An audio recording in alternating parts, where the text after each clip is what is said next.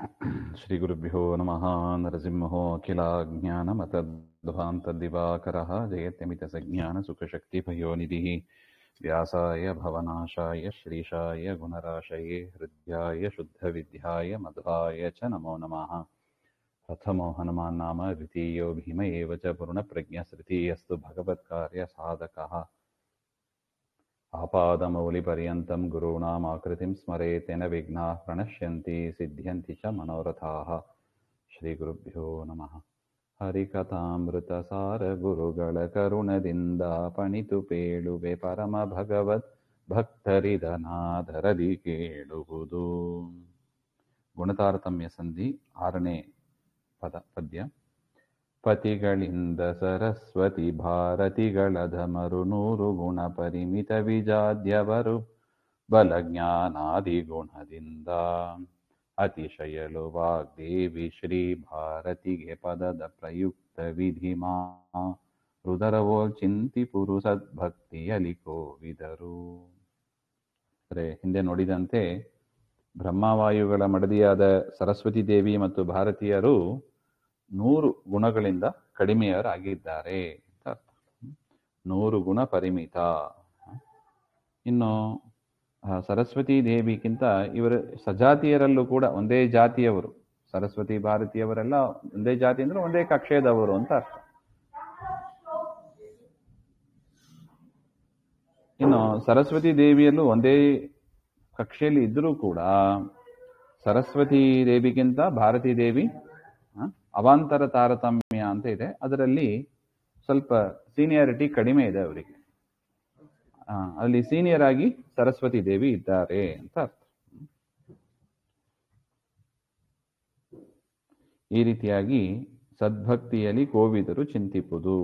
ಉತ್ತಮ ಭಕ್ತಿಯಿಂದ ಜ್ಞಾನಿಗಳು ಚಿಂತನೆ ಮಾಡಬೇಕು ಅಂತ ಹೇಳ್ತಾರೆ. ಇನ್ ಖಗಪ ಫಣಿಪತಿ ಮೃಡರು ಸಮವಾ ನಿಗೇಶತ ಗುಣಾವರರು 3 ಮಿಗಿಲೆನಿಸುವನು ಶೇಷ ಪದರಿಂದಲಿ ತ್ರ್ಯಂಬಕಗೆ. ನಗಧರನ ಷಣ್ಮಹಿಷಿಯರು ಪನ್ನಗ ವಿಭೂಷಣಗೈದು ಮೇನಕೆ ಮಗಳು ವಾರುಣಿ ಸೌಪರುಣಿಗಳು ಗದಿಗ ಬೆರಳ ಗುಣ. ಖಗ ಫಣಿಪತಿ ಮೃಡರು ಹಾಗೆ ಅಂತ. ಖಗ ಹಾಗೆಂದ್ರೆ ಗರುಡದೇವರು. ಇವರೆಲ್ಲ ಮನಸ್ಸಿಗೆ ಅಭಿಮಾನಿ ದೇವತೆಗಳು, ಮನಸ್ತತ್ವಕ್ಕೆ. ಗರುಡ ಮತ್ತು ಶೇಷ. ಗರುಡದೇವರು ವೇದಕ್ಕೂ ಅಭಿಮಾನಿಯಾಗಿದ್ದಾರೆ, ಪುರಾಣಗಳಿಗೆ ಶೇಷದೇವರು ಅಂತ. ರುದ್ರದೇವರು ಅಹಂಕಾರ ತತ್ವಕ್ಕೆ, ಅಂದ್ರೆ ಅಹಂಕಾರ ಅಂದ್ರೆ ನಾನು ಅಂತ ನಮ್ಮ ಒಳಗೆ ಒಂದು ಚಿಂತನೆ ಬರುತ್ತದೆ ನೋಡಿ. ಏನೇ ಮಾಡಿದಾಗಲೂ ಕೂಡ ನಾನು ಅಂತ ಒಂದು ಚಿಂತನೆ ಬರ್ತದೆ. ಅಂದ್ರೆ ನಾನು ಮಾಡ್ತಾ ಇದ್ದೇನೆ, ನಾನು ಊಟ ಮಾಡ್ತಾ ಇದ್ದೇನೆ, ನಾನು ಕೇಳ್ತಾ ಇದ್ದೇನೆ, ಹಾಗೆ ಅಂತ ನಮಗೆ ನಮ್ಮ ಬಗ್ಗೆ ಒಂದು ಸೆಲ್ಫ್ ಕಾನ್ಶಿಯಸ್ನೆಸ್ ಅಂತ ಹೇಳ್ತಾರೆ ನೋಡಿ. ಅದನ್ನ ತಂದುಕೊಡತಕ್ಕದ್ದೇ ಅಹಂಕಾರ ತತ್ವ. ಅದು ದುಷ್ಟ ಅಹಂಕಾರ ಅಲ್ಲ. ಆ ನಾನು ಎನ್ನತಕ್ಕ ಜ್ಞಾನವೇ ತಪ್ಪಲ್ಲ. ನಾನು ಕೇಳ್ತಾ ಇದ್ದೇನೆ, ಹೌದು ನಾನು ಕೇಳ್ತಾ ಇದ್ದೇನೆ, ಆದ್ರೆ ನಾನೇ ಕೇಳ್ತಾ ಇದ್ದೇನೆ ಹಾಗೆಂಬ ಅದು ತಪ್ಪು. ನಾನೇ ಮಾಡಿದ್ದು ತಪ್ಪು. ನಮ್ಮೊಳಗಿದ್ದು ದೇವತೆಗಳು, ಅವರ ಒಳಗೆ ಇದ್ದು ವಾಯುದೇವರು, ಅವರ ಒಳಗಿದ್ದು ಪರಮಾತ್ಮ. ಈ ರೀತಿಯಾಗಿ ಚಿಂತನೆ ಇದೆಯೇ ಹೊರತು ನಮ್ಮಲ್ಲಿ ಒಳ್ಳೆಯ ಅಹಂಕಾರ, ದುಷ್ಟ ಅಹಂಕಾರ ಅಂತ 2 ಅಹಂಕಾರ ಇದೆ. ಇದು ಒಟ್ಟು ಅಹಂಕಾರ ಅಂದ್ರೆ ನಾನು ಅಂತ, ಅದು ಒಳ್ಳೆಯ ಅಹಂಕಾರವೇ. ಅದನ್ನು ಕೊಡತಕ್ಕವರು ರುದ್ರದೇವರು ಹಾಗೆ ಅಂತ. ಈ ರೀತಿಯಾಗಿ ಗರುಡ, ಶೇಷ, ರುದ್ರರು ನಮ್ಮ ಮನಸ್ಸಿನಲ್ಲೇ ಇದ್ದಾರೆ. ಈ 3 ಜನರು ಕೂಡ ಸರಸ್ವತಿ ವಾಣಿಗೆ ಶತಗುಣಾಧಮರು. ಸರಸ್ವತಿ ದೇವಿಯಿಂದ 3 ಪಟ್ಟು ಕೆಳಗಿದ್ದಾರೆ. ಇದೊಂದು ಟೇಬಲ್ ಸಿಗ್ತದೆ ಇದರದ್ದು, ಯಾರಿಗಿಂತ ಯಾರು ಹಾಗೆ ಅಂತ. ಟೇಬಲ್ ಕಳಿಸ್ತೀನಿ ಆಮೇಲೆ, ನಿಮಗೆ ಸುಲಭ ಆಗ್ತದೆ ಇದು. ಇನ್ನು ತ್ರ್ಯಂಬಕೆಗೆ ಶೇಷ ಪದದಿಂದಲೇ ಮಿಗಿಲೆನಿಸುವರು ಹಾಗೆ ಅಂತ. ರುದ್ರದೇವರು ಅವ್ರ ಮುಂದೆ ಏನಾಗ್ತಾರೆ? ಹೇಗೆ ವಾಯುದೇವರು ಮುಂದಿನ ಸಮಯದಲ್ಲಿ ಬ್ರಹ್ಮ ಪದವಿಗೆ ಬರ್ತಾರೆ, ಅದೇ ತರ ರುದ್ರದೇವರು ಶೇಷ ಪದವಿಗೆ ಬರ್ತಾರೆ. ಬ್ರಹ್ಮ ಪ್ರಳಯ ಆದ ಮೇಲೆ, ಪ್ರಳಯ ಕಾಲ ಆದ ಮೇಲೆ, ಮಹಾಪ್ರಳಯ ಆದ ಮೇಲೆ ವಾಯುದೇವರು ಹೇಗೆ ಬ್ರಹ್ಮ ಪದವಿಗೆ ಬರ್ತಾರೋ ಅದೇ ತರ ರುದ್ರದೇವರು ಶೇಷ ಪದವಿಗೆ ಬರ್ತಾರೆ. ಆಗ ಶೇಷದೇವರು ಮೋಕ್ಷಕ್ಕೆ ಹೋಗಿರ್ತಾರೆ ಆ ಥರ. ಅದರಿಂದ ಪದವಿ ನಿಮಿತ್ತ ರುದ್ರದೇವರಿಗಿಂತ ಶೇಷದೇವರು ಸ್ವಲ್ಪ ಸೀನಿಯರ್, ಉತ್ತಮರು ಅಂತ ಅದರ ಅರ್ಥ.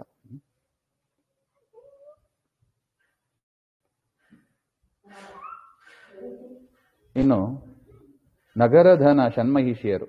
ನಗರಧನ ಅಂದರೆ ಗೋವರ್ಧನ ಬೆಟ್ಟವನ್ನ ಎತ್ತಿದ ಶ್ರೀಕೃಷ್ಣ ಪರಮಾತ್ಮನ ಮಡದಿಯರು. ಈಗ ನೋಡಿ, ಮೊದಲನೇ ಕಕ್ಷೆಯಲ್ಲಿ ನಾರಾಯಣ, ಎರಡನೇ ಕಕ್ಷೆ ಲಕ್ಷ್ಮಿ, ಮೂರನೇ ಕಕ್ಷೆ ಸರಸ್ವತಿ ಭಾರತೀಯರು, ಮೂರನೇ ಕಕ್ಷೆ ಸರಸ್ವತಿ ಬ್ರಹ್ಮದೇವರು ವಾಯುದೇವರು, ನಾಲ್ಕನೇ ಕಕ್ಷೆಯಲ್ಲಿ ಸರಸ್ವತಿ ಭಾರತೀಯರು, ಐದನೇ ಕಕ್ಷೆಯಲ್ಲಿ ಗರುಡ ಶೇಷ ರುದ್ರರು ಅಂತ ಇಷ್ಟು ನೋಡಿದ್ದೀವಿ. ಇನ್ನು ಆರನೇ ಕಕ್ಷೆ ಯಾರು? ಆರನೇ ಕಕ್ಷೆಯಲ್ಲಿ 6 ಜನ ಇದ್ದಾರೆ ನೋಡಿ, ನೆನಪಿಟ್ಟುಕೊಳ್ಳಿಕ್ಕೂ ಈಸಿ ಇದೆ. ಆರನೇ ಕಕ್ಷೆಯಲ್ಲಿ 6 ಜನ ಅಂದ್ರೆ ಪರಮಾತ್ಮನ ಷಣ್ಮಹಿಷಿಯರು. ಹಾಗೆ ಜಾಂಬವತಿ ಮುಂತಾದ 6 ಜನರು ಅಂತ ಅರ್ಥ.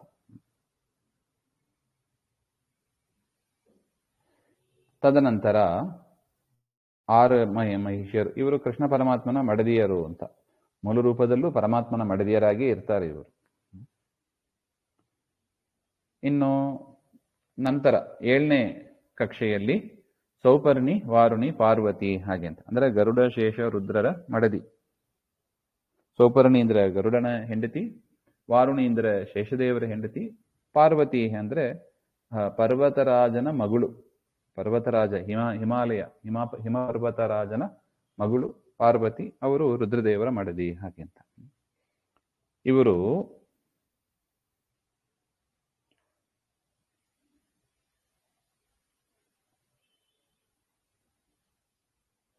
ರುದ್ರದೇವರಿಗಿಂತ 5 ಮೇನಕೆ ಮಗಳು ವಾರುಣಿ ಸೌಪರ್ಣಿಗಳಿಗೆ ಅಧಿಕ 2 ಗುಣ ಹಾಗೆ ಅಂತ.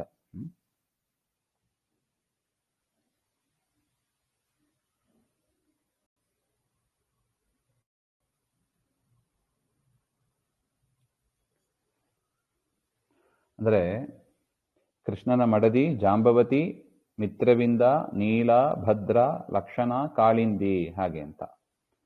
ಇವರು ರುದ್ರದೇವರಿಗಿಂತ 5 ಪಟ್ಟು 5 ಗುಣಗಳು ಕಡಿಮೆ ಉಳ್ಳವರಾಗಿದ್ದಾರೆ. ಜಾಂಬವತಿ, ಮಿತ್ರವಿಂದ, ನೀಲ, ಭದ್ರ, ಲಕ್ಷಣ, ಕಾಳಿಂದಿಯನ್ನ ಪರಮಾತ್ಮನ 6 ಷಣ್ಮಹಿಷಿಯರು. ಇವರು ಯಾರಲ್ಲ, ಲಕ್ಷ್ಮೀದೇವಿ ಅಲ್ಲ. ಇವರು ಲಕ್ಷ್ಮೀದೇವಿ ಸ್ವರೂಪಗಳು 2ನೇ ಕಕ್ಷೆ ನೋಡಿದ್ದೀವಿ ನಾವು, ಶ್ರೀ ಭೂದುರ್ಗಾ ಹಾಗೆ ಅಂತ. ಈ 6 ಜನ ಪರಮಾತ್ಮನ ಲಕ್ಷ್ಮಿಯ ವಿಶೇಷ ಸನ್ನಿಧಾನ ಉಳ್ಳವರು ಅಂತ ಅರ್ಥ. ಯಾವಾಗ ಲಕ್ಷ್ಮಿಯ ಸನ್ನಿಧಾನ ಇರುತ್ತದೆ ಆಗ ಪರಮಾತ್ಮನ ಸ್ಪರ್ಶ ಇತ್ಯಾದಿಗಳು ಆಗುತ್ತದೆ ಅಂತ ಅರ್ಥ. ಇವರು ರುದ್ರನಿಗಿಂತ 5 ಗುಣಗಳು ಕಡಿಮೆ ಉಳ್ಳವರಾಗಿದ್ದಾರೆ ತಾರತಮ್ಯದಲ್ಲಿ. ಇನ್ನು ಪಾರ್ವತಿ, ವಾರುಣಿ, ಸೌಪರ್ಣಿ ಅಂತ ನಾವೇನು ನೋಡಿದೀವಿ, ಅವರು ಗರುಡ ಶೇಷ ರುದ್ರರಿಗಿಂತ 2 ಗುಣಗಳು ಕಡಿಮೆ ಉಳ್ಳವರಾಗಿ ಇರ್ತಾರೆ ಅಂತ ತಿಳಿಬೇಕು. ಗರುಡ ಶೇಷ ಮಹೇಶರಿಗೆ ಸೌಪರ್ಣಿ, ವಾರುಣಿ, ಪಾರ್ವತಿಯು ಮೂವರು ದಶಾಧಮ, ವಾರುಣಿಗೆ ಕಡಿಮೆ ಎನಿಪಡು ಗೌರಿ. ಹರನ ಮಡದಿಗೆ 10 ಗುಣದಲ್ಲಿ ಸುರಪ ಕಾಮರು ಕಡಿಮೆ, ಇಂದ್ರಗೆ ಕೊರತೆ ಎನಿಸುವ ಮನ್ಮಥನು ಪದದಿಂದ ಆವಾಗ.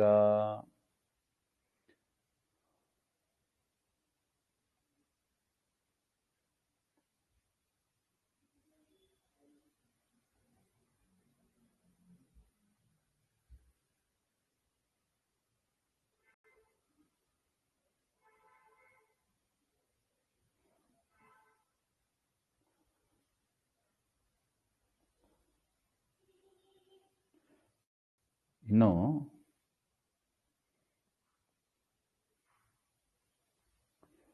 ಅಲ್ಲಿ ಆ ಷಣ್ಮಹಿಷ್ಯರು ಹೇಳಿದ್ರಲ್ವಾ, ಅಲ್ಲಿಗೆ ಅನ್ವಯಿಸ್ಕೋಬೇಕು ಇದನ್ನ.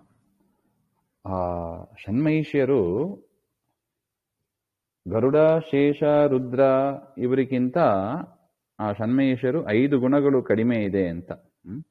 ಆದರೆ ಸೌಪರ್ಣಿ, ವಾರುಣಿ, ಪಾರ್ವತಿಗಿಂತ 2 ಗುಣಗಳು ಜಾಸ್ತಿ ಇದೆ ಅವರಿಗೆ. ಯಾರಿಗೆ?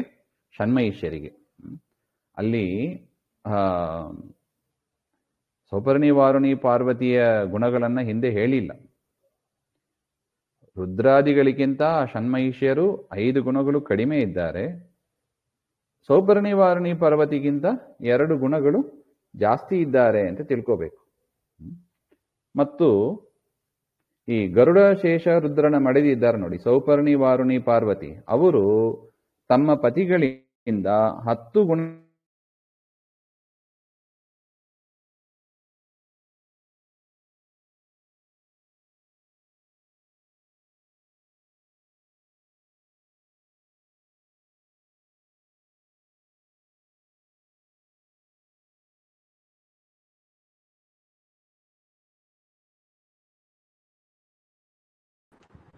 ಗುರುಗಳ ವಾಯ್ಸ್ ಕೇಳುತ್ತೆಯಾ?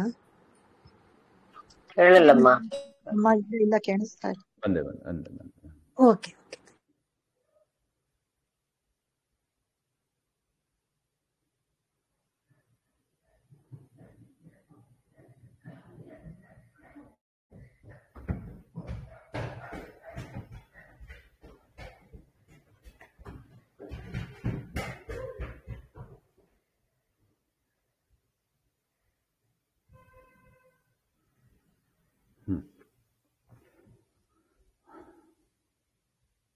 ಇನ್ನು ಇಂದ್ರ ಮನ್ಮಥರು, ಇದು ಎಷ್ಟನೇ ಕಕ್ಷೆ? ಇದು 8ನೇದು. 8ನೇ ಕಕ್ಷೆಯಲ್ಲಿ ಇಂದ್ರ ಮತ್ತು ಮನ್ಮಥರು ಅವರು 10 ಗುಣಗಳಿಂದ ಕಡಿಮೆಯಾಗಿರ್ತಾರೆ. ಪಾರ್ವತಿ ದೇವಿಗಿಂತ 10 ಗುಣಗಳು ಕಡಿಮೆಯಾಗಿದ್ದಾರೆ. ಇಂದ್ರನಿಗೆ ಕೊರತೆ ಎನಿಸುವ ಮನ್ಮಥನು ದಶದಿಂದಲೇ ಆವಾಗ, ಹಾಗೆ 10 ಗುಣಗಳು ಕಡಿಮೆ ಇದ್ದಾರೆ ಪಾರ್ವತಿಗಿಂತ. ಅದೇ ತರ ಪದವಿ ನಿಮಿತ್ತ ಇಂದ್ರನಿಗಿಂತ ಮನ್ಮಥ ಸ್ವಲ್ಪ ಕಡಿಮೆ ಇದ್ದಾನೆ. ಅವಾಂತರ ತಾರತಮ್ಯ ಅಂತ ನಾವೇನು ಹೇಳ್ತೀವಿ, ಇಂದ್ರ ಮನ್ಮಥ ಸಾಮಾನ್ಯ ಒಬ್ಬರೇ, ಆದ್ರೂ ಕೂಡ ಪದವಿ ನಿಮಿತ್ತ ಸ್ವಲ್ಪ ಇಂದ್ರ ಸೀನಿಯರ್ ಇದ್ದಾರೆ ಅಂತ ಅರ್ಥ.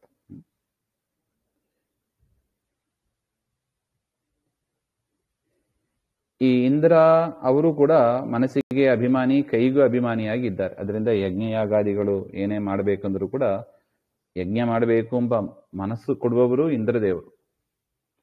ಅದೇ ತರ ಕೈಗೂ ಅಭಿಮಾನಿಯಾಗಿದ್ದಾರೆ. ಕೈಗಳಿಂದ ನಾವೇನೇ ಕೆಲಸ ಮಾಡಿದರೂ ಕೂಡ ಅವರ ಅನುಗ್ರಹದಿಂದಲೇ ಆಗಬೇಕು. ಅದೇ ತರ ಮನ್ಮಥ ಹಾಗೆ ಅಂದ್ರೆ ಕಾಮ, ನಮ್ಮಲ್ಲಿ ಇರತಕ್ಕ ಒಳ್ಳೆ ಕಾಮನೆಗಳನ್ನ ಕೊಟ್ಟು ಅನುಗ್ರಹ ಮಾಡತಕ್ಕವರು ಅಂತ ಅರ್ಥ. ಅವರು ಮನೋಭಿಮಾನಿಗಳು.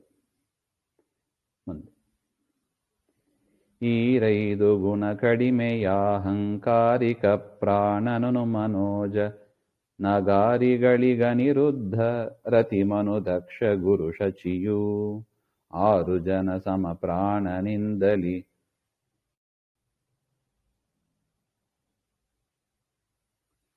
6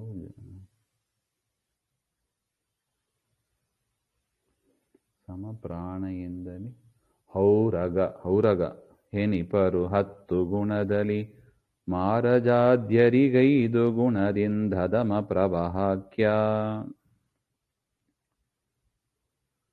ಇನ್ನು ಇಂದ್ರನ ನಂತರ ಅಹಂಕಾರಿಕ ಪ್ರಾಣ ಅಂತ. ಅಹಂಕಾರಿಕ ಪ್ರಾಣ 10 ಗುಣಗಳಿಂದ ಕಡಿಮೆಯಾಗಿದ್ದಾರೆ. ತದನಂತರ ಮರುದ್ಗಣ ಅಂತ, ಮರುತ್ ಅಂತ ಒಂದು ಗುಂಪು ಇದೆ, ಮರುದ್ಗಣ ಅಂತ. ಆ ಗಣದಲ್ಲಿ ಸೇರಿದವರು ಈ ಅಹಂಕಾರಿಕ ಪ್ರಾಣ ಹಾಗೆ ಅಂತ. ಈ ಅಹಂಕಾರಿಕ ಪ್ರಾಣನಿಗಿಂತ 10 ಗುಣಗಳು ಕಡಿಮೆ ಉಳ್ಳವರು ಪ್ರದ್ಯುಮ್ನನ ಮಗನಾದ ಅನಿರುದ್ಧ ಹಾಗೆ ಅಂತ. ಅನಿರುದ್ಧ ಅಂದ್ರೆ ಪ್ರದ್ಯುಮ್ನ ಅಂತ ಕೃಷ್ಣಾವತಾರ ಕಾಲದಲ್ಲಿ ರುಕ್ಮಿಣಿಯ ಮಗನಾಗಿ ಹುಟ್ಟುತ್ತಾನೆ. ಅವನ ಮಗ ಅನಿರುದ್ಧ ಅಂತ. ಆ ಅನಿರುದ್ಧ ಯಾರಂದ್ರೆ ಮೂಲ ರೂಪದಲ್ಲಿ ಅವನು ಅನಿರುದ್ಧನೇ. ಅವನು ಅಹಂಕಾರ ಪ್ರಾಣನಿಗಿಂತ 10 ಗುಣಗಳು ಕಡಿಮೆ ಉಳ್ಳವನಾಗಿ ಇರ್ತಾನೆ ಹಾಗೆ ಅಂತ.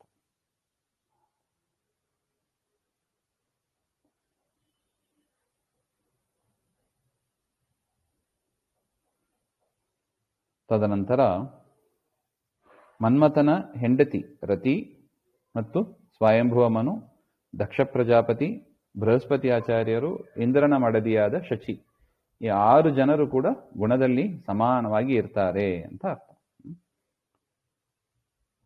ಇದು ಒಂದು ಸ್ಥಾನ ಅವರದ್ದು. ಇವ್ರ ನಂತರ ಬರುವವರು 5 ಗುಣಗಳಿಂದ ಕಡಿಮೆಯಾಗಿರತಕ್ಕ ಪ್ರವಾಹವಾಯು ಹಾಗೆ ಅಂತ.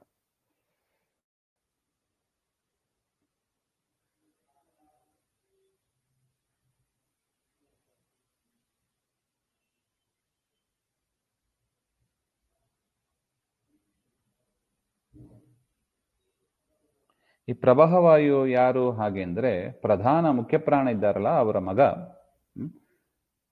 ಪ್ರವಾಹವಾಯು ವಾಯವ್ಯ ದಿಕ್ಕು ಅಂತ ಏನಿದೆ ಅದಕ್ಕೆ ಅಭಿಮಾನಿಯಾಗಿರತಕ್ಕವರು. ಪಂಚಭೂತಗಳಲ್ಲಿ ಶ್ವಾಸ ಸಂಬಂಧಪಟ್ಟ ನಮ್ಮಲ್ಲಿ ಏನು ಶ್ವಾಸ ನಡೀತಾ ಇದೆ ಅದಕ್ಕೆ ಈ ಪ್ರವಾಹವಾಯು ಅವರು ಕೂಡ ಮಾಡಿಸ್ತಾರೆ ನಮ್ಮೊಳಗಿದ್ದು ಅಂತ ಅರ್ಥ. ಇವರು ಮುಖ್ಯ ಪ್ರಾಣದೇವರ ದಾಸರಾಗಿ ಇರ್ತಾರೆ ಅಂತ ಅರ್ಥ.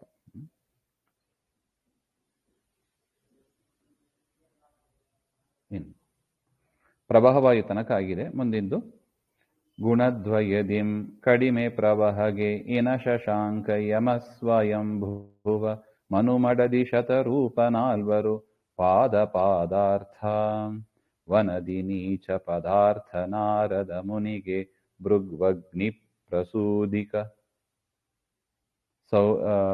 ಪ್ರಸೂದಿಗಳೆನಿಸುವರು ಪಾದಾರ್ಥ ಗುಣದಿಂ ದಮರಹುದೆಂದು.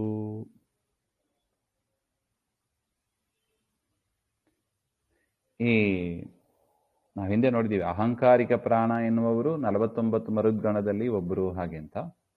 ಅದೇ ತರ ಈ ಪ್ರವಾಹವಾಯುವು ಕೂಡ 49 ಮರುದ್ಗಣದಲ್ಲಿ ಅವರೊಬ್ಬರಾಗಿದ್ದಾರೆ ಹಾಗೆಂತ. ಈ ಪ್ರವಾಹವಾಯುವಿಗಿಂತ ಸೂರ್ಯ, ಚಂದ್ರ ಮತ್ತು ಸ್ವಯಂಭುವ ಮನುವಿನ ಮಡದಿಯಾದ ಶತರೂಪಾದೇವಿ, ಯಮದೇವರು ಈ 4 ಜನರು ಕೂಡ 2 ಗುಣಗಳಿಂದ ಕಡಿಮೆಯಾಗಿದ್ದಾರೆ. ಪ್ರವಾಹವಾಯುವಿಗಿಂತ ಈ 4 ಜನರು ಕೂಡ ಸೂರ್ಯ, ಚಂದ್ರ, ಶತರೂಪಾದೇವಿ ಮತ್ತು ಯಮ ಇವರು 2 ಗುಣದಿಂದ ಕಡಿಮೆಯಾಗಿ ಸಮಕಕ್ಷೆಯಲ್ಲಿ ಇದ್ದಾರೆ. ಈ ಸೂರ್ಯಾದಿಗಳಿಗಿಂತ ಪಾದಾರ್ಥ ಅಂದ್ರೆ ಕಾಲು ಭಾಗ ಮತ್ತು ಅದಲ್ಲಿ ಅರ್ಧ ಭಾಗ ಅಂತ. ಪಾದಾರ್ಧ. ಪಾದ ಅಂದ್ರೆ ಕಾಲು, ಪಾದದ ಅರ್ಧ ಅಂದ್ರೆ ಕಾಲ್ ಭಾಗದಲ್ಲಿ ಅರ್ಧ ಅಂತ ಅರ್ಥ. ಅಷ್ಟು ಕಡಿಮೆ ಇರತಕ್ಕವರು ವರುಣ ಹಾಗೆ, ವರುಣ ದೇವರು. ಆ ವರುಣನಿಗಿಂತ ಅರ್ಧ ಭಾಗ ಕಡಿಮೆಯಾಗಿ ಇರತಕ್ಕವರು ನಾರದರು ಹಾಗೆ ಅಂತ. ಆ ನಾರದರಿಗಿಂತ ಭೃಗು ಋಷಿಗಳು, ಅಗ್ನಿದೇವರು, ಅಗ್ನಿ ಅಂದರೆ ಪಂಚಭೂತಗಳಲ್ಲಿ ಇರುವ ಅಗ್ನಿ, ದಕ್ಷ ಪ್ರಜಾಪತಿ ಅವರ ಮಡದಿಯಾದ ಪ್ರಸೂತಿ ಹಾಗೆ ಅಂತ. ದಕ್ಷ ಪ್ರಜಾಪತಿಯ ಹೆಂಡತಿ ಪ್ರಸೂತಿ. ಈ ಮೂರು ಜನರು ಕೂಡ ಅಂದ್ರೆ ಭೃಗು, ಅಗ್ನಿ ಮತ್ತು ಪ್ರಸೂತಿ ಈ 3 ಜನರು ಕೂಡ ಅರ್ಧ ಮತ್ತು ಕಾಲು ಅದಕ್ಕಿಂತ ಅಷ್ಟು ಸೇರಿ ಅಂದ್ರೆ ಕಾಲ್ ಭಾಗದ ಅರ್ಧ ಭಾಗ ಅಷ್ಟು ಗುಣ ಕಡಿಮೆ ಇದ್ದಾರೆ ಹಾಗೆ ಅಂತ. ನೀವು ಇದು ಚಿಂತೆ ಮಾಡಬೇಡಿ, ನಾನೊಂದು ಚಾರ್ಟ್ ಒಂದು ಕಳಿಸ್ತೀನಿ ಇದರದ್ದು, ಯಾರಲ್ಲಿ ಎಷ್ಟು ಗುಣ ಇದೆ ಅಂತ. ಇದು ಪದ್ಯ ಒಂದು ಸಾಮಾನ್ಯ ಅರ್ಥ ತಿಳ್ಕೊಂಡು ಹೋಗೋಣ ಈಗ. ಇನ್ನು ಹುತಬಹಗೆ ದ್ವಿ ಗುಣಾಧಮರುವಿಧಿ ಸೂತ ಮರೀಚ್ಯಾದಿಗಳು ವೈವಸ್ವತನು ವಿಶ್ವಾಮಿತ್ರನಿಗೆ ಕಿಂಚಿತ್ ಗುಣಾಧಮನು ವ್ರತಿವರ ಮಿತ್ರವರ ನಿರ್ವೃತಿಯು ಪ್ರವಾಹಿ ತಾರರಿಗೆ ಕಿಂಚಿತು ಗುಣಾಧಮ ಧನಪ ವಿಶ್ವಕ್ಸೇನರೆನಿಸುವರು. ಇನ್ನು ವಿಧಿಸುತ, ವಿಧಿ ಅಂತ ಬ್ರಹ್ಮದೇವರ ಮಕ್ಕಳಾದ ಮರೀಚಿ, ಅತ್ರಿ, ಅಂಗಿರಸ್ಸು, ಪುಲಹ, ಕ್ರತು, ವಶಿಷ್ಠ ಅಂತ 7 ಋಷಿಗಳು. ಒಂದೊಂದು ಮನ್ವಂತರಕ್ಕೂ 7 ಋಷಿಗಳು ಅಂತ ಇರ್ತಾರೆ. ಅವರು ವ್ಯತ್ಯಾಸ ಆಗ್ತದೆ. ಒಂದು ಮನ್ವಂತರ ಅಂತ ಆಗಬೇಕು ಅಂದ್ರೆ 7 ಋಷಿಗಳು, ಆ ಮನ್ವಂತರಕ್ಕೆ ಇಂದ್ರ ಅವರೆಲ್ಲ ಬೇರೆ ಬೇರೆಯವರು ಇರ್ತಾರೆ, ಮನು ಬೇರೆ ಬೇರೆ ಇರ್ತಾರೆ ಹಾಗೆ ಅಂತ. ಈ ರೀತಿಯಾಗಿ 7 ಋಷಿಗಳು ಅಂತ ಸ್ವಯಂಭುವ ಮನ್ವಂತರದಲ್ಲಿ ಯಾರಿದ್ರು ಅವರು ಮರೀಚಿ, ಅತ್ರಿ, ಅಂಗಿರಸ, ಪುಲಹ, ಕ್ರತು, ವಸಿಷ್ಠ ಹಾಗೆ ಅಂತ. ಇವರ ಜೊತೆಗೆ ವೈವಸ್ವತಮನು, ವಿಶ್ವಾಮಿತ್ರ ಇವರನ್ನು ಸೇರಿ 9 ಜನರು. ಇವರು ಹಿಂದೆ ಬಂತು ಅಗ್ನಿಗಿಂತ 2 ಗುಣಗಳು ಕಡಿಮೆಯಾಗಿದ್ದಾರೆ ಅಂತ ಅರ್ಥ. ಇನ್ನು ಮಿತ್ರ ಎನ್ನತಕ್ಕ ಸೂರ್ಯ. ಸೂರ್ಯ ಅಂದ್ರೆ ದ್ವಾದಶ ಆದಿತ್ಯರು ಅಂತ ಪ್ರಸಿದ್ಧ, 12 ಜನ ಆದಿತ್ಯರು ಅಂತ. ಅವರಲ್ಲಿ ಹಿಂದೆ ಒಬ್ಬ ಪ್ರಧಾನ ಸೂರ್ಯ ಅಂತ ಯಾರಿದ್ದಾರೆ ಅವ್ರನ್ನ ನೋಡಿದ್ದೀವಿ ಹಿಂದೆ. ಇನ್ನು ಮಿತ್ರ ಎನ್ನತಕ್ಕ ಒಂದು ಸೂರ್ಯ ಮತ್ತು ದಿಕ್ಪಾಲಕರಾದ ಪ್ರಕೃತಿ, ನೈಋತ್ಯ ದಿಕ್ಕಿಗೆ ಅಭಿಮಾನಿಯಾಗಿ ಇರತಕ್ಕವರು ಆ ನಿವೃತ್ತಿ, ಮತ್ತು ಪ್ರವಾಹಿ ಎನ್ನತಕ್ಕ ವಾಯು, ಪ್ರವಾವಹಿ ಎನ್ನತಕ್ಕ ವಾಯು. ಇನ್ನು ಬೃಹಸ್ಪತಿ ಆಚಾರ್ಯರ ಹೆಂಡತಿ ತಾರಾದೇವಿ ಅವರು, ಈ 4 ಜನರು ಕೂಡ ಮಿತ್ರ ಎನ್ನತಕ್ಕ ಸೂರ್ಯ, ನಿವೃತ್ತಿ, ಪ್ರವಾವಹಿ ಮತ್ತು ಬೃಹಸ್ಪತಿ ಆಚಾರ್ಯರ ಮಡಿದಿ ತಾರ, ಈ 4 ಜನರು ಕೂಡ ವಿಶ್ವಾಮಿತ್ರರಿಗಿಂತ ಸ್ವಲ್ಪ ಗುಣ ಕಡಿಮೆ ಅಂತ ಹೇಳಿದ್ದಾರೆ. ತದನಂತರ ಕುಬೇರ ಮತ್ತು ವಿಶ್ವಕ್ಸೇನ ಇವರು ಸಮಾನರಾಗಿ ಇರ್ತಾರೆ. ಇವರು ತಾರೆಗಿಂತ ಕೆಲವು ಗುಣಗಳು ಕಡಿಮೆ ಇದೆ ಅಂತ. ಎಷ್ಟು ಅಂತ ಗುರುಗಳು ಇಲ್ಲಿ ಸ್ಪಷ್ಟ ಮಾಡಿಸಲಿಲ್ಲ. ಕಡಿಮೆ ಅಂತ ಅಷ್ಟೇ, ಅಧಮ ಅಂತ ಹೇಳಿದ್ದಾರೆ ನೋಡಿ, ಕಡಿಮೆ ಅಂತ ತಿಳ್ಕೋಬೇಕಷ್ಟೆ. ಇನ್ ಧನಪ ವಿಶ್ವಕ್ಸೇನ ಗೌರಿ ತನಯರಿಗೆ ಉಗ್ದೇತರರು ಸಮರೆನಿಸುವರು 85 ಜನ ಶೇಷ ಶತರೆಂದು. ದಿನಪರಾರು 7+40 ಸುರುದ್ರರೀರೈ ದಣಿದು ವಿಶ್ವೇ ದೇವ ದ್ಯಾವಾಶ್ವಿನಿರುಭು ಪೃಥಿವೀ. ಇನ್ನು ಕುಬೇರ, ವಿಶ್ವಕ್ಸೇನ, ಗಣೇಶ ಅಂದ್ರೆ ಅದೇ ಪಾರ್ವತಿಯ ಮಗನಾದ ಗಣೇಶ, ಇವರು ಸಮರಾಗಿದ್ದಾರೆ ಅಂತ.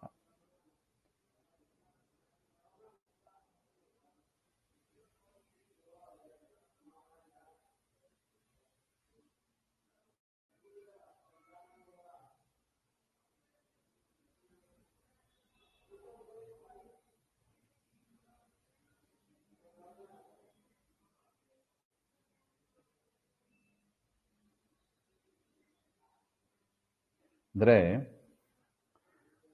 ಇಲ್ಲಿ 85 ಜನ ದೇವತೆಗಳನ್ನು ಹೇಳಿದ್ದಾರೆ. ಆ 85 ಜನ ಯಾರು ಅಂದ್ರೆ, ಒಟ್ಟು ಸೋಮಪಾನ ಅರ್ಹರಾದ ದೇವತೆಗಳು 100 ಜನ ಅಂತ ಹೇಳಿದ್ದಾರೆ.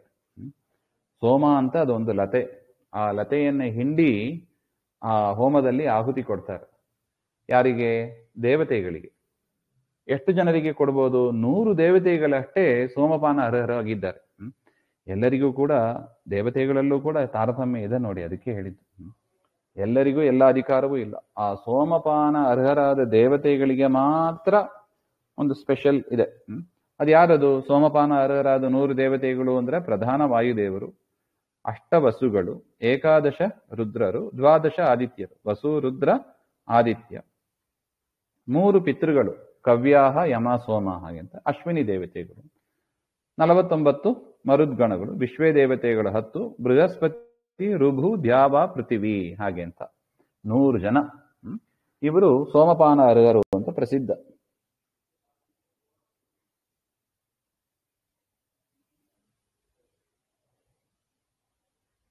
ಇವರಲ್ಲಿ 15 ಜನ ಬಿಟ್ಟು ಬಿಡಬೇಕು. ಸೂರ್ಯರಲ್ಲಿ 6 ಜನ. ಯಾಕೆ? ಉರುಕ್ರಮ ಅದು ವಿಷ್ಣುವಿದ್ದೇ ಅವತಾರ. ಯದ್ಯಪಿ 12 ಆದಿತ್ಯರಲ್ಲಿ ಸೂರ್ಯನೂ ಇದ್ದಾನೆ, ವಿಷ್ಣುವೂ ಇದ್ದಾನೆ. ಉರುಕ್ರಮ ಎನ್ನೋದು ಪರಮಾತ್ಮನದ್ದೇ ರೂಪ ಅದು. ಇನ್ನು ಪ್ರಧಾನಾಗ್ನಿ ಅವರು ವಸುವಿನಲ್ಲಿ ಸೇರಿದ್ದಾರೆ. ಪಾರ್ವತಿಪತಿಯಾದ ಭವ ಅವರು ರುದ್ರದಲ್ಲಿ ಸೇರಿದ್ದಾರೆ. ಬೃಹಸ್ಪತಿ ಪಿತೃಗಳಲ್ಲಿ ಯಮ, ಚಂದ್ರ, 2 ಮರುದ್ಗಣರು, ಅಹಂಕಾರಿಕ, ಪ್ರಾಣ ಮತ್ತು ಪ್ರವಾಹ, ಅವರೆಲ್ಲ ಹಿಂದೆ ಹೇಳಿ ಆಗಿದೆ. ದ್ಯಾವ ಪ್ರಧಾನವಾಯು ಅಂತ ಈ 15 ಜನರನ್ನ ಬಿಟ್ಟು 85 ಜನರನ್ನ ಈ ಒಂದು ತಾರತಮ್ಯದಲ್ಲಿ ಹೇಳ್ತಾ ಇದೆ, ಈ ಒಂದು ಕಕ್ಷೆಯಲ್ಲಿ ಹೇಳ್ತಾ ಇದ್ದಾರೆ. ಎಷ್ಟು? ಒಟ್ಟು ಸೂರ್ಯರು 6 ಜನ, ಮರುದ್ಗಣರು 47 ಜನ, ವಸುಗಳು 7, ರುದ್ರರು 10, ವಿಶ್ವೇ ದೇವತೆಗಳು 10, ಋಭು, ಅಶ್ವಿನಿ, ಋಭು ಅಂತ ಒಬ್ಬರು, ಅಶ್ವಿನಿ ದೇವತೆಗಳು 2, ನಾಸತ್ಯ, ದಸರಾ ಅಂತ 2, ಮತ್ತು ಪಿತೃದೇವತೆಗಳು 1, ಭೂಮಾತೆ, ಭೂಮಿಗೆ ಅಭಿಮಾನಿಯಾದವರು ಇವರು ಅಂತ ಇಲ್ಲಿಗೆ ಹೇಳ್ತಾ ಇದ್ದಾರೆ.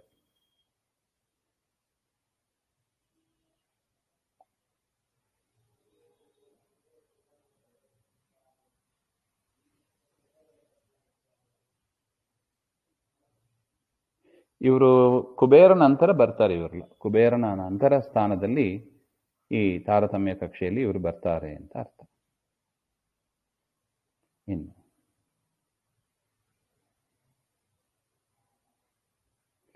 ಇವರಿಗಿಂತಲೂ ಕೊರತೆ ಎನಿಬರು ಚವನ ಸನಕಾದಿಗಳು ಪಾವಕ ಕವಿವು ಚತ್ಯ ಜಯಂತ ಕಶ್ಯಪ ಮನುಗಳೇಕದಶ ಧ್ರುವ ನಹುಷ ಶಶಬಿಂದು ಹೈಹಯ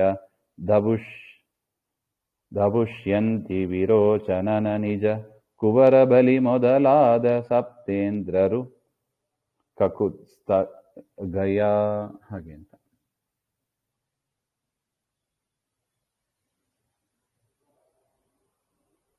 ಇನ್ನು ಇವರಿಗಿಂತಲೂ ಈ ಶೇಷ ಶತಸ್ಥರು ಅಂತ ಏನಿದ್ದಾರೆ ಅವರಿಗಿಂತ 85 ಜನ ಹೇಳಲ್ವಾ, ಅವರಿಗಿಂತಲೂ ಕಡಿಮೆ ಅನಂತರ ಸ್ಥಾನ ಯಾರಿಗೆ ಹಾಗೆ ಅಂದ್ರೆ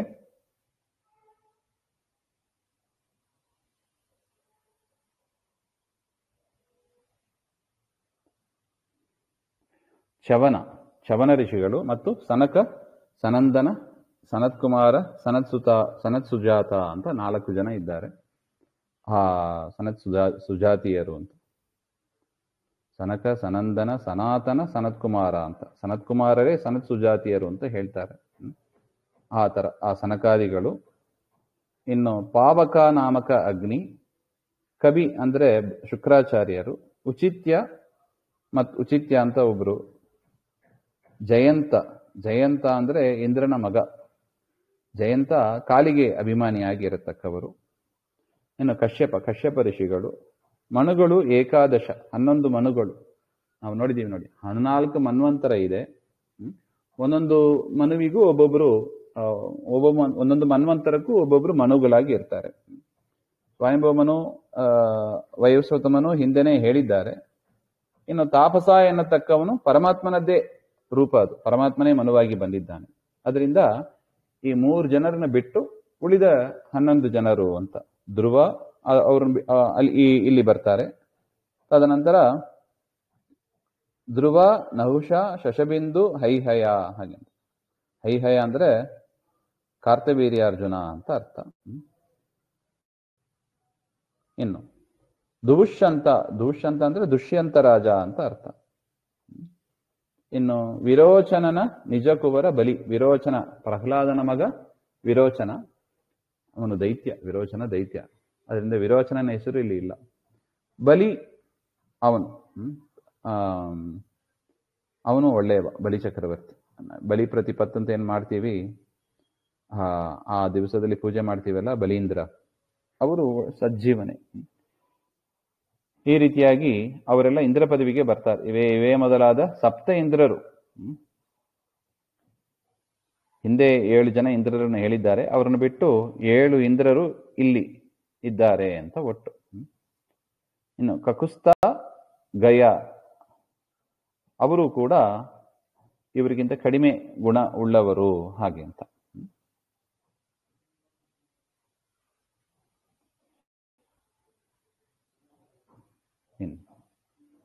ಪೃಥು ಭರತ ಮಾಂಧಾತ ಪ್ರಿಯ ವ್ರತ ಮರುತ ಪ್ರಹ್ಲಾದ ಸುಪರಿ ಕ್ಷಿತ ಹರಿಶ್ಚಂದ್ರಾಂ ಪರೀಶೋತ್ತಾನ ಪಾದ ಮುಖ ಶತಸು ಪುಣ್ಯ ಶ್ಲೋಕರುಗದ ಭೃದಗದಿಷ್ಟಾನರು ಸುಪ್ರಿಯ ವ್ರತಗೆ ದ್ವಿಗುಣಾಧಮರು ಕರ್ಮಜರೆಂದು ಕರೆಸುವರು.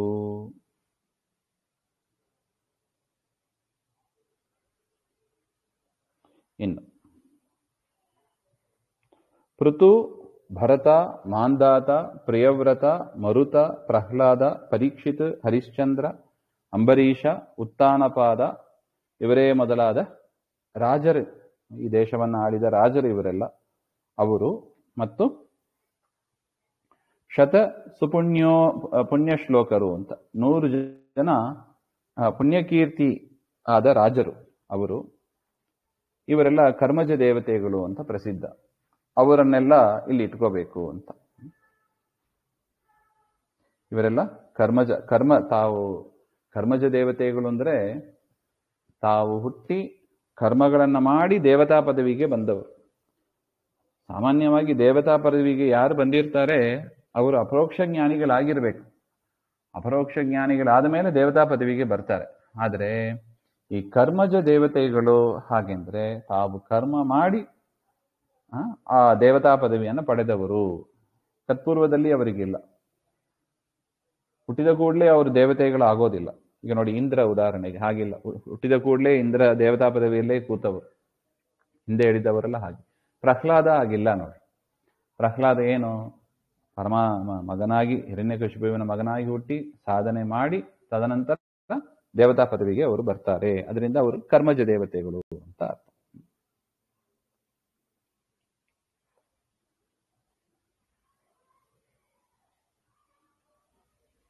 ಇವರು ಶೇಷ ಶತಸ್ಥರು ಅಂತ ನಾವು ಏನು 85 ದೇವತೆಗಳನ್ನ ಹಿಂದೆ ನೋಡಿದ್ದೀವಿ. ಅವ್ರಿಗಿಂತ ಈ ಕರ್ಮಜ ದೇವತೆಗಳು ತಾರತಮ್ಯದಲ್ಲಿ ಕಡಿಮೆ ಇರ್ತಾರೆ. ಹಾಗೆ ಎಲ್ಲರೂ ಸಮವೇ ಆಗಿರ್ತಾರೆ. ಆದರೂ ಕೆಲವೊಮ್ಮೆ ಏನಾಗ್ತದೆ, ಪರಮಾತ್ಮನ ವಾಯುದೇವರ ಒಂದು ವಿಶೇಷ ಸನ್ನಿಧಾನದಿಂದ ತಾರತಮ್ಯ ಮೇಲೆ ಕಡಿಮೆ ಆಗ್ಬೋದು. ಉದಾಹರಣೆಗೆ ಪ್ರಹ್ಲಾದರದೇ ತೆಗೆದುಕೊಂಡ್ರೆ, ವಾಯುದೇವರ ವಿಶೇಷ ಸನ್ನಿಧಾನದಿಂದ ಕೆಳಗಿಂದ ಅವರು ಮೇಲೆಂದ್ರೆ ನಾರದರ ಜೊತೆಗೆ ಅಥವಾ ನಾರದಕ್ಕಿಂತ ಮೇಲೆ ಹೋಗ್ತಾರೆ. ಅವರು ಆ ತರ ಬರ್ತದೆ. ಪರಮಾತ್ಮನ ಸನ್ನಿಧಾನ ಪ್ರಯುಕ್ತ ಅಂತ ಅದು ಅರ್ಥ.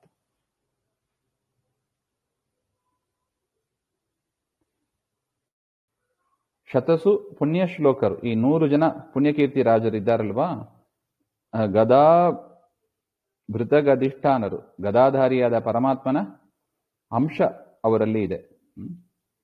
ಕರ್ಮಜರು ಕರ್ಮದೇವತೆಗಳು. ಸುಪ್ರಿಯವ್ರತೆಗೆ ಪುಣ್ಯಕೀರ್ತಿಯಾದ ಪ್ರಿಯವ್ರತ ರಾಜನಿಗೂ ಕೂಡ ದ್ವಿಗುಣಾಧಮರೆಂದು 2 ಗುಣಗಳಿಂದ ಕಡಿಮೆಯಾಗಿ ಇದ್ದಾರೆ. ಹಾಗೆ ಅಂತ ತಿಳ್ಕೋಬೇಕು.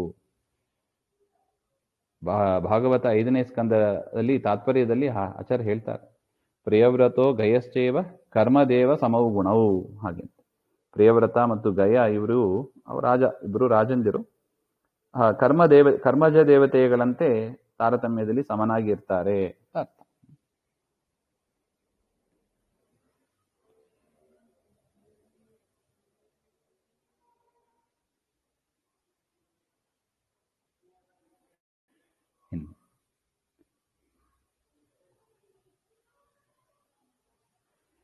ನಳಿನಿ ಸಂಜ್ಞಾರೋಹಿಣಿ ಶ್ಯಾಮಲ ವಿರಾಟ್ ಪರ್ಜನ್ಯರಧಮರು ಎಲರು ಮಿತ್ರನ ಮಡದಿ ದಿವಿಗುಣಧಮಳು ವಾಂಬೊಳಗೆ ಜಲಮಯ ಬುಧಾ ಧಮನು ದಿವಿಗುಣದಿ ಕೆಳಗೆ ನಿಸುವಳು ಶನೈಶ್ಚರರಿಳೆಯು ಈರು ಗುಣಾಧಮ ಋಷಾದಿ ದಶೆಯಿಂದ. ನಳಿನಿ ಅಂದ್ರೆ ಗಂಗೆ ಮತ್ತು ಸಂಜ್ಞಾ, ಸೂರ್ಯನ ಮಡದಿಯಾದ ಸಂಜ್ಞಾದೇವಿ. ರೋಹಿಣಿ, ಚಂದ್ರನ ಮಡದಿಯಾದ ರೋಹಿಣಿ. ಶ್ಯಾಮಲ, ಯಮದೇವರ ಮಡದಿಯಾದ ಶ್ಯಾಮಲಾದೇವಿ. ಅನಿರುದ್ಧನ ಮಡದಿಯಾದ ಉಷಾ, ಅವ್ರನ್ನೇ ವಿರಾಟ್ ಅಂತ ಕರೀತಾರೆ, ಉಷಾದೇವಿ. ಪರ್ಜನ್ಯ ಎನ್ನತಕ್ಕ ಒಂದು ಸೂರ್ಯ. ಈ 5 ಜನರು ಕೂಡ ಸಮರಾಗಿ ಇದ್ದಾರೆ ಅಂತ ಅರ್ಥ. ಸುಪ್ರಿಯವ್ರತೆಗೆ, ಹಿಂದಿನ ಪದದಲ್ಲಿ ಹೇಳಿದ ಪ್ರಿಯವ್ರತ ರಾಜನಿಗಿಂತ 2 ಗುಣಗಳು ಕಡಿಮೆ ಇರ್ತಾರೆ ಅಂತ ಅರ್ಥ. ಅಂದ್ರೆ ಕರ್ಮಜ ದೇವತೆಗಳಿಗಿಂತ ಕಡಿಮೆ ಇರ್ತಾರೆ ಅಂತನೂ ಅರ್ಥ ಬರುತ್ತದೆ. ಇನ್ನು ಬಾಂಬೊಳೆಗೆ ಎಲಮಿತ್ರನು, ಗಂಗೆಗಿಂತ ವಾಯುವಿಗೆ ಮಿತ್ರನಾದ ಅಗ್ನಿಯ ಮಡದಿ ಯಾರು? ಸ್ವಾಹಾದೇವಿ. ದ್ವಿಗುಣಾಧಮಳು, 2 ಗುಣಗಳಿಂದ ಕಡಿಮೆ ಇರ್ತಾರೆ. ಇನ್ನು ಜಲಮಯ, ನೀರಿಗೆ ಅಭಿಮಾನಿ. ಹೌದು, ಬುಧ, ಚಂದ್ರನ ಮಗನಾದ ಬುಧ. ದ್ವಿಗುಣದಿ, ಸ್ವಾಹಾದೇವಿಗಿಂತ 2 ಗುಣಗಳು ಕಡಿಮೆ ಇದ್ದಾರೆ ಅಂತ. ಇನ್ನು ಉಷಾ, ಅಶ್ವಿನಿ ದೇವತೆಗಳ ಮಡದಿಯಾದ ಉಷಾದೇವಿ ಮತ್ತು ಇಳೆ, ಭೂಮಿಗೆ ಅಭಿಮಾನಿಯಾದ ಶನೈಶ್ಚರ, ಇವರೆಲ್ಲರೂ ಕೂಡ ಈರು ಗುಣ ಅಧಮರು, 2 ಗುಣಗಳಿಂದ ಕಡಿಮೆಯಾಗಿದ್ದಾರೆ ಉಷಾದೇವಿಯ ದೆಸೆಯಿಂದ ಅಂತ ಅರ್ಥ. ಉಷಾದೇವಿಗಿಂತ ಈ ಭೂದೇವಿ ಮತ್ತು ಶನೈಶ್ಚರ ಇಬ್ಬರು 2 ಗುಣಗಳು ಕಡಿಮೆ ಇದ್ದಾರೆ ಅಂತ ಅರ್ಥ. ನೋಡಿ, ಸಮುದ್ರಕ್ಕೆ ಅಭಿಮಾನಿಯಾದವರು ವರುಣದೇವರು, ನೀರಿಗೆ ಅಭಿಮಾನಿಯಾದವರು ತಣ್ಣೀರಿಗೆ ಅಭಿಮಾನಿಯಾದವರು ಅಂದ್ರೆ ಸ್ವಾದೋದಕ, ಅದಕ್ಕೆ ಬುಧ ಅಂತ ಅರ್ಥ. ಇನ್ನು ಎರಡು ಗುಣ ಕರ್ಮಾಧಿಪತಿ ಪುಷ್ಕರ ಕಡಿಮೆ ಆಜಾನ ದಿವಿಜರು ಚಿರಪಿತೃಗಳಿಂದುತ್ತಮರು ಕಿಂಕರರು ಪುಷ್ಕರಗೆ ಸುರಪನಾಲಯ ಗಾಯಕೋತ್ತಮರೆರಡೈದು ಗುಣದಿಂದ ದಮ ತುಂಬುರಗೆ ಸಮಶತಕೋಟಿ ಋಷಿಗಳು 100 ಜನರುಳಿದು. ಇನ್ನು ಕರ್ಮ, ಸತ್ಕರ್ಮಕ್ಕೆ ಅಭಿಮಾನಿ ದೇವತೆಯಾದವ ಪುಷ್ಕರ ಅಂತ ಒಂದು ದೇವತೆ. ಆ ಪುಷ್ಕರ ಉಷಾದೇವಿಯ ದೆಸೆಯಿಂದ 2 ಗುಣ ಕಡಿಮೆ, 2 ಗುಣಗಳು ಉಷಾದೇವಿಗಿಂತ ಕಡಿಮೆ ಇರ್ತಾರೆ. ಅಜಾನ ದಿವಿಜರು, ಅಜಾನ ದೇವತೆಗಳು ಅಂತ ಯಾರಿರ್ತಾರೆ ಮತ್ತು ಆ ದೇವತೆಗಳು ಚಿರಪಿತೃಗಳಿಂದ ಉತ್ತಮರು. ಚಿರಪಿತೃಗಳು ಅಂತ, ಚಿರಪಿತೃ ದೇವತೆಗಳು ಇರ್ತಾರೆ, ಅವರಿಗಿಂತ ಉತ್ತಮರು ಅಂತ. 2-5 ಗುಣದಿಂದ, 2-5 ಅಂದ್ರೆ 10 ಗುಣದಿಂದ ಕಡಿಮೆಯಾಗಿರ್ತಾರೆ ಅಂತ. ಪುಷ್ಕರಣಿಗೆ ಕಂಪೇರ್ ಮಾಡಿದಾಗ 2 ಗುಣಗಳಿಂದ ಕಡಿಮೆ, 2-5 10 ಗುಣಗಳಿಂದ ಕಡಿಮೆ ಇರ್ತಾರೆ ಅಂತ. ಈ ಅಜಾನಜರು ಅಂದ್ರೆ ಯಾರು ಹಾಗೆಂದ್ರೆ ಸುರಪನಾಲಯ ಗಯಕೋತ್ತಮ, ದೇವೇಂದ್ರನ ಮನೆಯಲ್ಲಿ ಹಾಡು ಆಡುವವರು. ತುಂಬುರು ಮೊದಲಾದ 100 ಗಂಧರ್ವರು ಇರ್ತಾರೆ. ಆ ತುಂಬುರುಗೆ ಸಮ ಅಂತ, ತುಂಬುರುವಿಗೆ ಸಮವಾಗಿ ಇರ್ತಾರೆ. 100 ಜನರುಳಿದು, ಈ 100 ಜನ ಉತ್ತಮ ಗುಣಗಳಲ್ಲಿ ಸೇರಿದವರನ್ನ ಬಿಟ್ಟು 9 ಕೋಟಿ ಋಷಿಗಳು, 9 ಕೋಟಿ ಋಷಿಗಳು, ಇವರೆಲ್ಲರೂ ಕೂಡ ಅಜಾನಜರು ಅಂತ ಅವರಿಗೆ ಹೆಸರು. ಆ ಕಕ್ಷೆಯಲ್ಲಿ ಅವರು ಬರ್ತಾರೆ.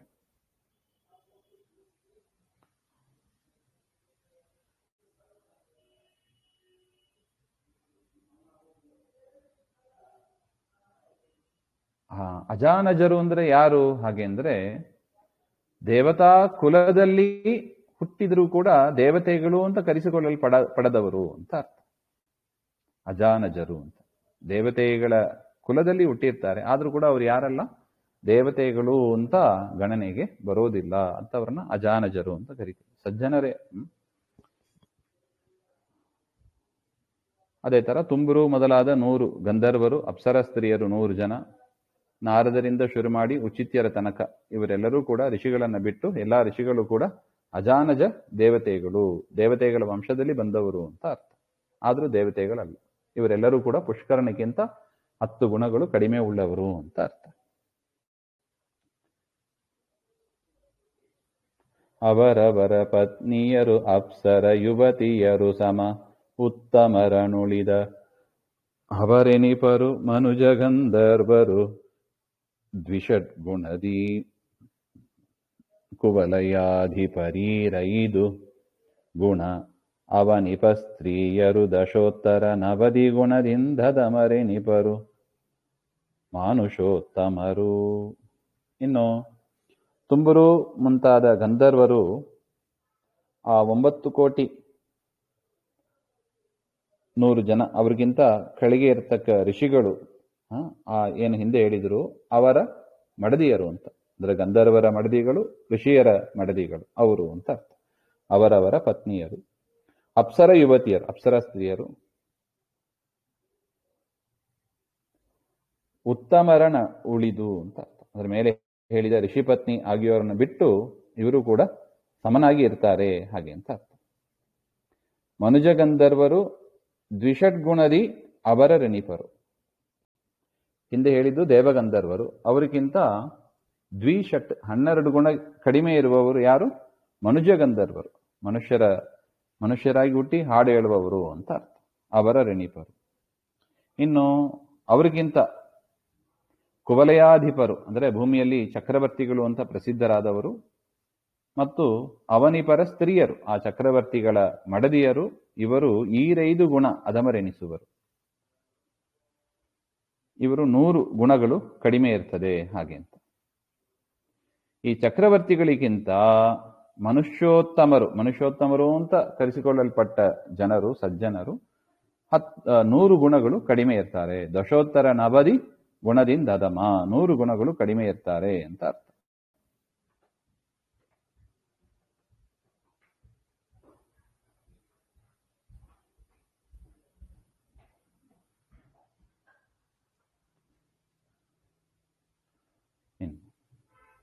ಸತ್ವ ಸತ್ವರು ಸತ್ವರಾಜಸ ಸತ್ವತಾಮಸ ಮೂವರು ರಜಸ್ಸತ್ವ ಅಧಿಕಾರಿಗಳು ಭಗವದ್ ಭಕ್ತರೆನಿಸುವರು.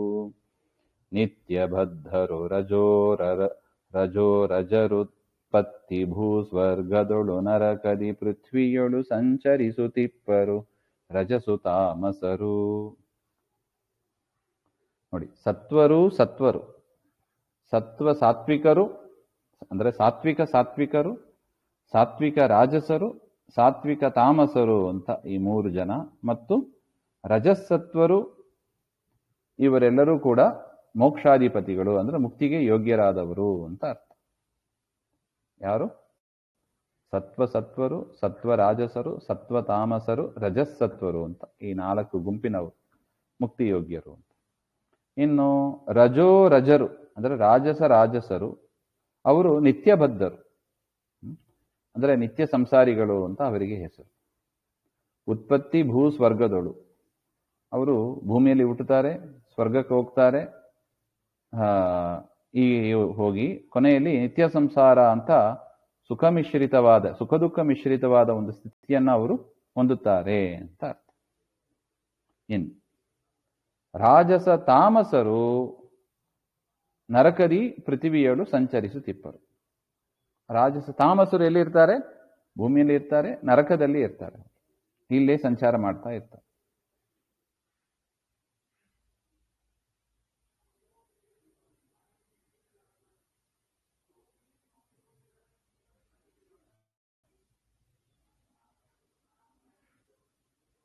ಈ ರಾಜಸರು ಅಂದ್ರೆ ಅವರು ಭೂಮಿಯಲ್ಲಿ ಸ್ವರ್ಗದಲ್ಲಿ ಇದ್ದು ಕೊನೆಯಲ್ಲಿ ಸಾಂತಾನಿಕ ಲೋಕ ಅಂತ ಒಂದಿದೆ, ಅಲ್ಲಿ ಅವರು ಮೋಕ್ಷವನ್ನ ಪಡೆದು ಅಲ್ಲಿಯೂ ಕೂಡ ಸುಖ ದುಃಖವನ್ನೇ ಹೊಂದ್ತಾ ಇರ್ತಾರೆ ಹಾಗೆ ಅಂತ ಹೇಳ್ತಾರೆ.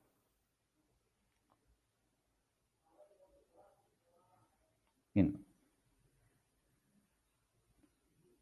ತಮಸು ಸಾತ್ವಿಕರೆನಿಸಿಕೊಂಬರು ಅಮಿತನಾಖ್ಯಾತ ಸುರಗಣವಿದು ತಮಸು ರಾಜಸರೆನಿಸಿಕೊಂಬರು ದೈತ್ಯ ಸಮುದಾಯ. ತಮಸು ತಾಮಸ ಕಲಿಪುರಂದ್ರಿಯು ಅಮಿತ ದುರ್ಗುಣ ಪೂರ್ಣ ಸರ್ವಾ ಧಮರೊಳಧಮ ದುರಾತ್ಮನು ಕಲಿ ಎನಿಸಿಕೊಂಬ. ಇನ್ನು ಸಾತ್ವಿಕರು ಅಂತ ಎನಿಸಿಕೊಳ್ಳತಕ್ಕದ್ದು ಅದೊಂದು ದೈತ್ಯ ಗಣ. ಅದು ಅನಾಖ್ಯಾತ, ಹೆಚ್ಚು ಪ್ರಸಿದ್ಧಿ ಇಲ್ಲ ಅವರದೆಲ್ಲ. ಇಂಥವರು ಅಮಿತವಿದೆ. ಈ ರೀತಿಯಾಗಿ ಅಸುರರು ಬಹಳ ಜನ ಇದ್ದಾರೆ. ದೈತ್ಯ ಸಮುದಾಯ, ಅದು ದೈತ್ಯರು ಅಂತ ಪ್ರಸಿದ್ಧಿಯಾದ ದೈತ್ಯರಲ್ಲೇ 2 ಪ್ರಸಿದ್ಧರು ಅಪ್ರಸಿದ್ಧರು ಅಂತ. ಇನ್ನು ಪ್ರಸಿದ್ಧರಾದ ದೈತ್ಯರು ಅವರು ತಮೋ ರಾಜಸ ಅಂತ ಎನಿಸಿಕೊಳ್ತಾರೆ. ಇನ್ನು ಕಲಿ ಪುರಂದ್ರಿ, ಕಲಿಯ ಹೆಂಡತಿ ಕಲಿ ಪುರಂದ್ರಿ ಇವೇ ಮೊದಲಾದವರು ಅಮಿತ ದುರ್ಗುಣ ಪೂರ್ಣ, ಬಹಳ ದುರ್ಗುಣದಿಂದ ಪೂರ್ಣರಾಗಿದ್ದವರು. ಸರ್ವ ಅಧಮರಲ್ಲೂ ಅಧಮಾಧಮ. ಲೋಕದಲ್ಲಿ ಯಾರು ನೀಚರು ಅಂತ ಇರ್ತಾರೆ ಅವರೆಲ್ಲರಿಗಿಂತಲೂ ನೀಚರು, ದುರಾತ್ಮರು, ಪಾಪ ಸ್ವರೂಪರು. ಅವರು ತಾಮಸ ಅಂತ ಒಟ್ಟು ಈ ರೀತಿಯಾಗಿ ಅಲ್ಲೂ ಕೂಡ 3 ವಿಭಾಗ ಮಾಡ್ತಾರೆ ಹಾಗೆ ಅಂತ ಅರ್ಥ. ಮಹಾತಾಮಸ ಕಲಿ. ಆ ಕಲಿಯ ಹೆಂಡತಿಗೆ ಪುರಂದ್ರಿ ಅಥವಾ ಜ್ಯೇಷ್ಠಾದೇವಿ ಅಂತಾನೆ ಹೆಸರಿದೆ.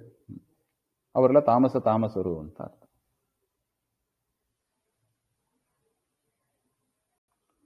ಇವನ ಪೋಳುವ ಪಾಪಿ ಜೀವರು ಭುವನ ಮೂರರೊಳಿಲ್ಲ ನೋಡಲು ನವವಿಧ ದ್ವೇಷಗಳಿಗಾಕರ ನೆನಿಸಿಕೊಳ್ಳುತ್ತಿಪ್ಪ. ಭವರದೊಳು ಭಂಗಾರದೊಳು ನಡೆಯುವತಿ ದ್ಯೂತಾಪೇಯ ಮೃಷದೊಳು ಕವಿಸಿ ಮೋಹಿಸಿ ಕೆಡಿಸುವನು ಎಂದರಿದು ತ್ಯಜಿಸುವುದು. ಈ ಕಲಿ ಅವನೆಲ್ಲಿರ್ತಾನೆ ಅಂತ ಹೇಳ್ತಾರೆ. ತುಂಬಾ ಮುಖ್ಯ, ನಮಗೆ ಬೇಕಾಗಿರೋದು ಇದು. ಕಲಿಯನ್ನು ದೂರ ಮಾಡುವ ಸಾಧನೆ ಮಾಡೋದಕ್ಕೆ ಹೊರಟವರು ನಾವು. ಅವನಿರುವ ಜಾಗವನ್ನು ಸರಿಯಾಗಿ ತಿಳಿಸಿ ಅವನನ್ನು ಓಡಿಸುವ ಪ್ರಯತ್ನ ಮಾಡಬೇಕು ಎಂಬ ಅದಕ್ಕಾಗಿ ಗುರುಗಳು ತಿಳಿಸ್ತಾ ಇದ್ದಾರೆ. ಈ ಕಲಿಯಂತೆ ಇರತಕ್ಕ ಪಾಪಿಷ್ಠರಾದ ಜೀವರು, ದೈತ್ಯರು ಭುವನ ಮೂರೊಳು ಇಲ್ಲ. ಅವನಂತ ನೀಚರು 3 ಲೋಕದಲ್ಲೂ ಇಲ್ಲ. ಅದೇ ತರ ಅವನ ಪರಂಪರೆಯೂ ಅಷ್ಟೆ, ಅವನ ಟೀಮು ಅಷ್ಟೆ. ಅವರು ಭುವನ ಮೂರೊರೊಳಿಲ್ಲ ಅಂದ್ರೆ ಭೂಲೋಕ, ಭುವರ್ಲೋಕ, ಸ್ವರ್ಗಲೋಕ ಅಂತ 3 ಇದೆ. ಭೂಲೋಕದಲ್ಲಿ ಅದಕ್ಕೆ ಅತಲ ಸುತಲಾದಿ ಕೆಳಗಿನ ಲೋಕ ಇದೆ. ಆ ಲೋಕವೂ ಸೇರಿಸ್ಕೋಬೇಕು. ಅಂದರೆ ಭೂಲೋಕ, ಅದಕ್ಕೆ ಕೆಳಗಿರುವ ಲೋಕಗಳು ಅಂತ. ಮಧ್ಯದಲ್ಲಿ ಅಂತರಿಕ್ಷ ಲೋಕ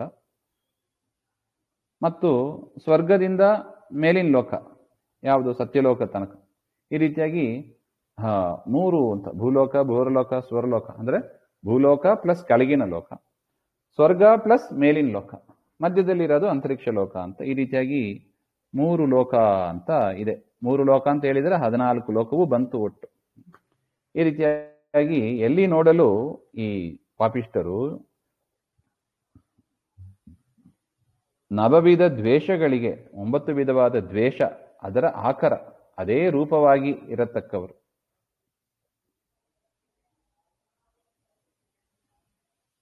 ನವವಿಧ ದ್ವೇಷ ಯಾವುದು ಹಾಗೆ ಅಂದರೆ ಗರುಡ ಪುರಾಣದಲ್ಲಿ ಹೇಳ್ತಾರಂತೆ,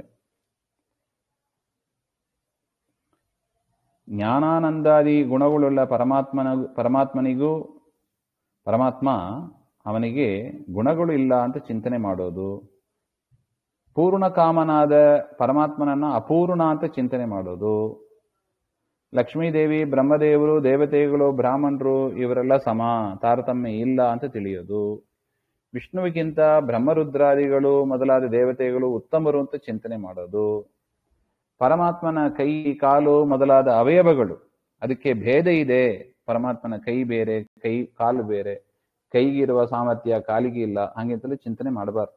ದೇವರ ಅವಯವದಲ್ಲಿ ಭೇದ ಇಲ್ಲ. ದೇವರ ಕಾಲು ನೋಡ್ಬೋದು, ದೇವರ ಕೈಯೇ ನೋಡ್ಬೋದು, ಆ ಥರ. ಇನ್ನು ಪರಮಾತ್ಮನ ಅವತಾರಗಳಲ್ಲಿ ಪರಸ್ಪರ ಭೇದ ಹೇಳೋದು ಮತ್ತು ಆ ಅವತಾರದಲ್ಲಿ ಇರತಕ್ಕ ಪರಮಾತ್ಮನ ರೂಪಗಳಿಗೆ ಗಾಯ ಆಯಿತು, ಕೈಕಾಲು ತುಂಡಾಯಿತು, ಈ ರೀತಿಯಾಗೆಲ್ಲ ಚಿಂತನೆ ಮಾಡೋದು, ಇದೆಲ್ಲ ನವವಿಧ ದ್ವೇಷದಲ್ಲಿ ಸೇರ್ತದೆ. ಇನ್ನು 7ನೇದು ಪರಮಾತ್ಮನಿಗೆ ಹುಟ್ಟು ಸಾವು ಇದೆ ಅಂತ ತಿಳಿಯೋದು. 8ನೇದು ಪರಮಾತ್ಮನ ಭಕ್ತರಲ್ಲಿ ದ್ವೇಷ ಮಾಡೋದು. ಇನ್ನು ಪರಮಾತ್ಮನ ವಾಕ್ಯ ಅಂದರೆ ವೇದಾದಿ ಶಾಸ್ತ್ರಗಳು ಏನಿದೆ ಅದರ ಮೇಲೆ ದ್ವೇಷ ಮಾಡೋದು, ಆ ಶಾಸ್ತ್ರಗಳ ದ್ವೇಷ ಅಂದರೆ ಅದನ್ನ ಕೇಳದೆ ಇರೋದು, ಅದನ್ನ ಒಪ್ಪದೇ ಇರೋದು. ಈ ರೀತಿಯಾಗಿ ನವವಿಧ ದ್ವೇಷಗಳ ಇದೇ ಅವರ ಆಕಾರ. ನಮ್ಮಲ್ಲಿ ಇದು ಇದೆ ಅಂದ್ರೆ ನೋಡಿ, ಅಂಥವರ ಸನ್ನಿಧಾನ ಎಷ್ಟಿದೆ ಅಂತ ನಮಗೆ ಗೊತ್ತಾಗ್ತದೆ. ಆ ರೀತಿಯಾಗಿ ಇದ್ದು ಭವರದಲ್ಲಿ, ಬಂಗಾರದಲ್ಲಿ ಅಂದ್ರೆ ಆಕಳನ್ನ ಸಂಹಾರ ಮಾಡೋದು, ಬಂಗಾರದಲ್ಲಿ ಇರೋದು, ನಟ ಯುವತಿ ವೇಶ್ಯಾಸ್ತ್ರೀಯರಲ್ಲಿ ಇರೋದು, ದ್ಯೂತ ಜೂಜಾಡೋದು, ಅಪೇಯದಲ್ಲಿ ಅಂದ್ರೆ ಸುರಾಪಾನ ಮುಂತಾದವುಗಳಲ್ಲಿ, ಮೃಷದಲ್ಲಿ ಅಂದ್ರೆ ಸುಳ್ಳು ಹೇಳೋದು ಮುಂತಾದ ಜಾಗದಲ್ಲಿ, ಮೋಹದಿ ಈ ರೀತಿಯಾಗಿಂಥ ಜಾಗದಲ್ಲಿ ಇದ್ದು ಮೋಹವನ್ನು ಉಂಟು ಮಾಡ್ತಾ ಮೋಹದಿ ಎಂದರಿದು ತ್ಯಜಿಸುವರು. ಈ ಜಾಗಗಳನ್ನ ಅವರೆಲ್ಲ ಬಿಟ್ಟು ಬಿಡ್ಬೇಕಂತ. ಸಜ್ಜನರಾದವರು ಎಲ್ಲಿ ಪಶು ಹಿಂಸೆ ಆಗ್ತದೆ, ಎಲ್ಲಿ ಬಂಗಾರವನ್ನ ಬಯಸುವವರು ಇರ್ತಾರೆ, ಅಥವಾ ದುಡ್ಡಿಗಾಗಿ ತುಂಬಾ ಅಪೇಕ್ಷೆ ಪಡುವವರು ಇರ್ತಾರೆ, ವೇಶ್ಯಾಸ್ತ್ರೀಯರು, ಜೂಜಾಡುವವರು, ಪಾನ ಮಾಡುವವರು, ಸುಳ್ಳು ಹೇಳುವವರು, ಇಂಥ ಜಾಗದಲ್ಲಿ ಸಜ್ಜನರು ಇರೋದಿಲ್ಲ ಹಾಗೆ ಅಂತ. ಯಾಕೆ? ಅವರ ಪಾಪ ನಮಗೂ ಬರ್ತದೆ ಹಾಗೆ ಅಂತ ದೂರ ಇರಬೇಕು ಅಂತ.